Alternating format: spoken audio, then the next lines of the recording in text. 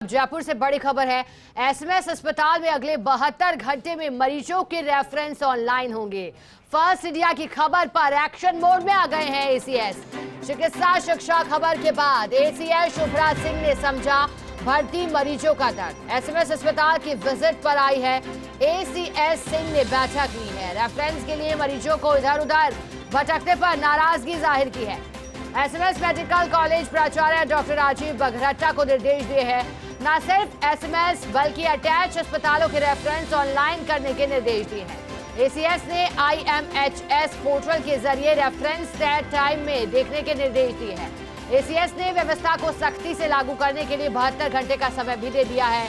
साथ ही उम्मीद जताई है कि सभी वरिष्ठ चिकित्सा समझेंगे अपनी जिम्मेदारी, ताकि किसी भी तरह की सख्ती करने की कोई जरूरत नहीं आए।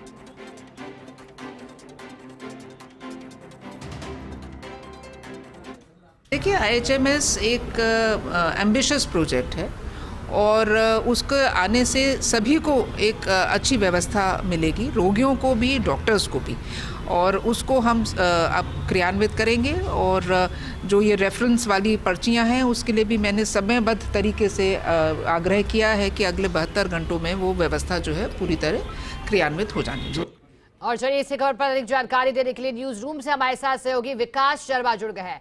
विकास, अभी सुना साफ कर दिया है कि 72 घंटे में क्रियान्विति हो जाएगी, लेकिन कैसे होगी और ऑनलाइन और ऑफलाइन का अंतर भी आप समझा दीजिएगा विकास।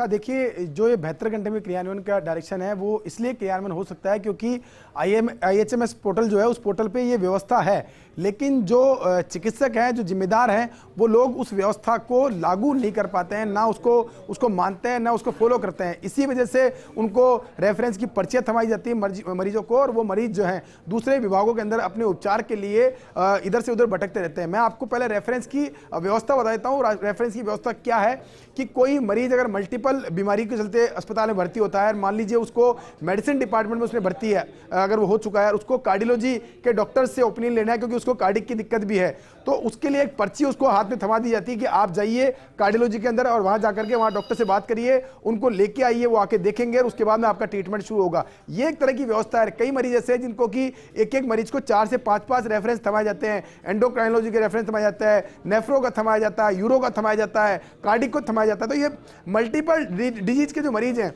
उनके जो परिजन हैं वो बहुत जबरदस्त तरीके से भटकते हैं, इधर उधर भटकते रहते हैं। उनके पास कोई ऑप्शन नहीं है उस पर्ची को लेके जाने का, और साथ ही इसका कोई मैकेनिज्म भी नहीं है कि कब ये पर्ची दी गई है, कब इसका फॉलोअप होगा, कब डॉक्टर आएगा, कब देखेगा। तो ये एक पूरी ऑनलाइन व्यवस्था आईएचएमएस पोर्टल में की गई थी, लेकिन उसको कोई भी चिकित्सक लागू करने को तैयार नहीं था। इसी वजह से कल अस्पताल अधीक्षक ने एक काफी गंभीर एक लेटर जारी किया जिसमें उन्होंने लिखा कि ये व्यवस्था जो है मरीजों के लिए बहुत अच्छी व्यवस्था है, इसको सबको लागू करना है। उसको मैं आपको अपडेट कर दूं, 1 जनवरी 2024 से 100% इस व्यवस्था को लागू करने के डायरेक्शन दिए गए थे, लेकिन आज दिनांक तक कोई भी चिकित्सक ऑनलाइन रेफरेंस को लेकर के गंभीर नहीं है, और इसी वजह से कल वापस एक रिमाइंडर लेटर और सख्ती भरा आदेश जो निकाला पड़ा। और जब कल एक खबर चली उसके आज एसीएस शुभराज सिंह, जो कि इन ऐसे मामलों के अंदर जो मरीजों से जुड़े हुए सीधे मामले हैं या फिर जिनमें मरीजों का दर्द सामने आता है, ऐसे मामलों में त्वरित एक्शन लेती है, चाहे वो जयपुर की बात हो, चाहे गाँव ढाणियों की डिस्पेंसरी बात हो।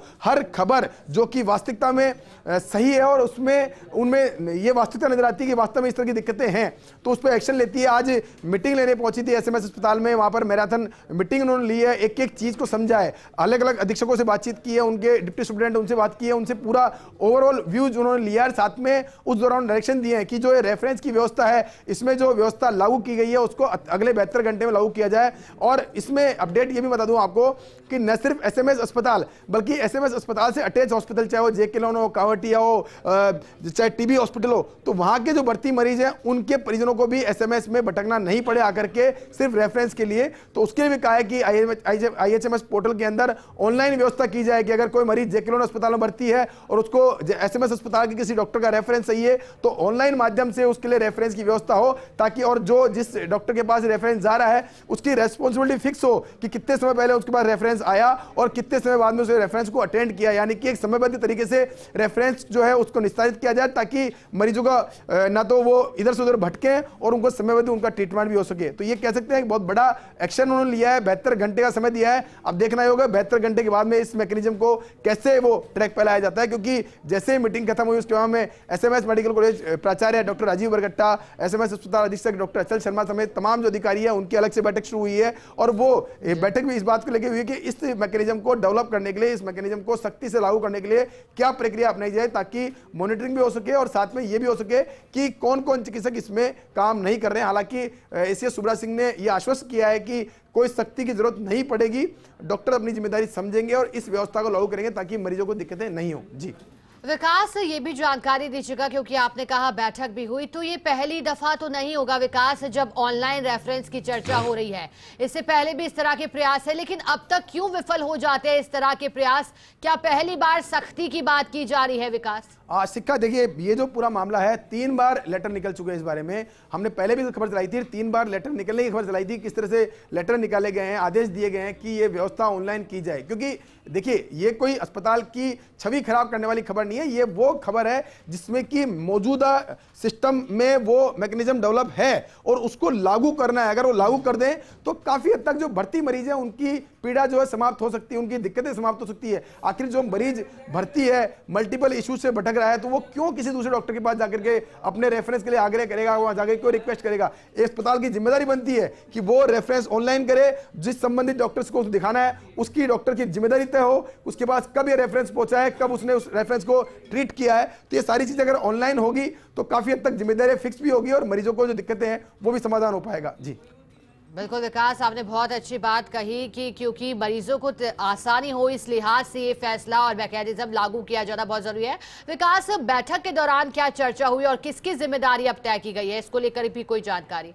देखिए, इस पूरे मामले में एसएमएस मेडिकल कॉलेज प्राचार्य जो राजीव बरगट्टा है उनको सख्त निर्देश दिए गए हैं कि अगले 72 घंटे में ये जो व्यवस्था लागू है इसको सख्ती से लागू किया जाए। हर चिकित्सक तक मैसेज पहुंच जाए कि जो भी रेफरेंस की व्यवस्था है वो ऑनलाइन तरीके से रिसीव की जाएगी, ऑनलाइन तरीके से उसका निस्तारण किया जाएगा, टाइम बाउंड रेफरेंस निस्तारण हो गए। और सबसे महत्वपूर्ण बात है शिखा, मैं आपको बिल्कुल कह रहा हूं इस बारे में कि चाहे वो महिला हो, जनाना हो, जेकेलोन हो, कांवटिया हो, जो भी बड़े अस्पताल है पेरीफेरी के अंदर आसपास के जो भी जयपुर के आसपास के अस्पताल जो कि जिनकी डिपेंडेंसी एसएमएस पे है, उनके अंदर भी अगर रेफरेंस की व्यवस्था ऑनलाइन होती है तो बहुत बड़ा राहत कह सकते हैं मरीजों को। क्योंकि आप देखिए, महिला अस्पताल के अंदर एक गर्भवती महिला है, वो भर्ती है और वो 6 महीने की गर्भवती महिला सिर्फ अपना रेफरेंस कराने के लिए एसएमएस में भटकेगी तो कौन उसका जिम्मेदार होगा? और उसके लिए भी कोई तय नहीं है कि किसके पास जाएगी, कहां रेफरेंस लेना है उसको।